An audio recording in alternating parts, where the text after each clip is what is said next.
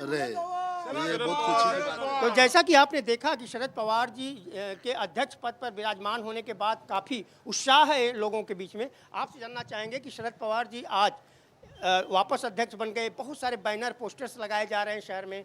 अब आप लोगों के बीच में जो अगला चुनाव है उसे लेकर कितना उत्साह है?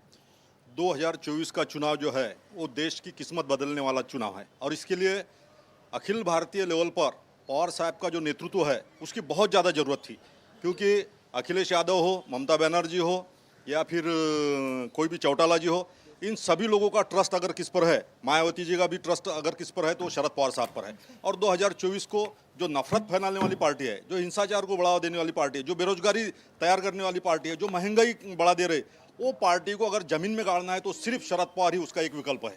शरद पवार साहब के सिवा ये कोई कर नहीं सकता। इसलिए ये सिर्फ महाराष्ट्र के हक तक नहीं, ये पूरे देश के तकदीर का फैसला करने के लिए सारे कार्यकर्ताओं ने अपनी जी जान लुटा दिया था कि चाहे कुछ भी हो जाए। लेकिन पवार साहब इस वक्त राष्ट्रीय अध्यक्ष होना जरूरी है, क्योंकि अभी दिल्ली में जो भी विपक्ष को एक मंच पर विपक्ष को अगर एक मंच पर भरोसा देकर कोई ला सकता है, चाहे फिर वो